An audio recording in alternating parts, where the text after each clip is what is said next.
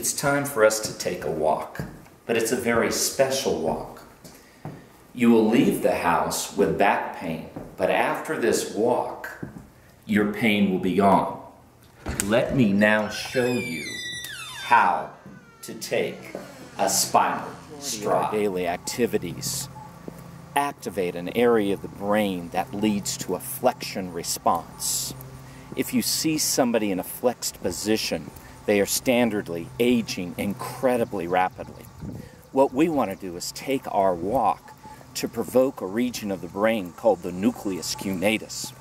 The nucleus cunatus, an area of it, will cause an extension reflex, which allows our bodies to remain more upright and erect. This is exactly what we want. So as we're walking, we want to be viewing something off in the horizon. We want to keep the chin up as we're walking. This is incredibly important. You're going to fix your ocular anchor. I want you to choose a tree or a post in front of you, and you're going to begin to slightly turn your head right to left and left to right as you focus specifically on that spot. Continue to do this as you walk. You're going to notice one side is a little bit more awkward than the other. That is okay. You are working synergistically with your hemispheres. Continue to focus straight ahead, chin up, body fully erect. This is exactly what we want, an upright posture, extensor reflexes. All of our day we sit, sit, sit.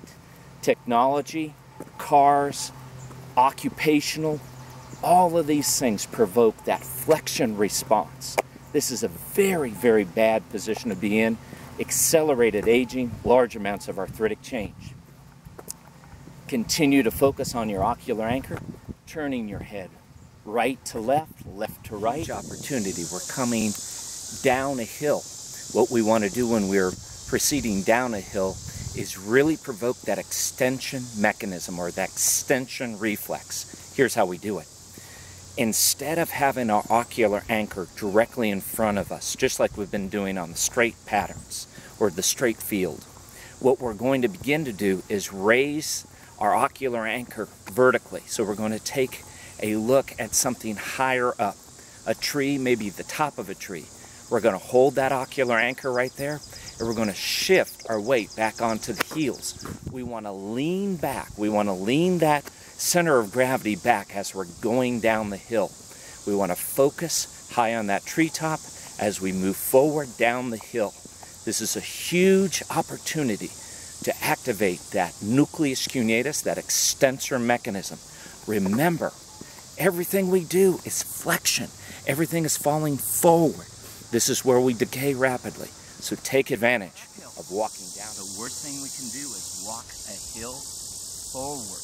This stimulates the deep flexors of our hips, provoking the flexion reflex. So what do? We've got hills all over Virginia. What we're going to do is we're going to turn backwards, and we're going to walk backwards up the hill. You're going to keep your eye on the horizon as you're walking backwards. You'll become more and more comfortable. But when you come to a hill, it is crucial you do not walk it forward. It will stimulate those deep flexors and increase the disc pressure. Turn around, walk it backwards. Let's do a quick review of the spinal stride.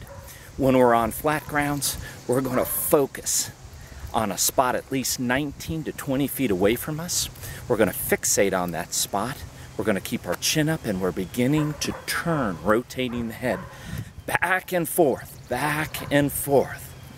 Crucial for us to begin to relax the back muscles and reset the ocular vestibular reflexes. Next, we come to a hill. We're going to walk down the hill. We're going to focus on a spot out on the horizon.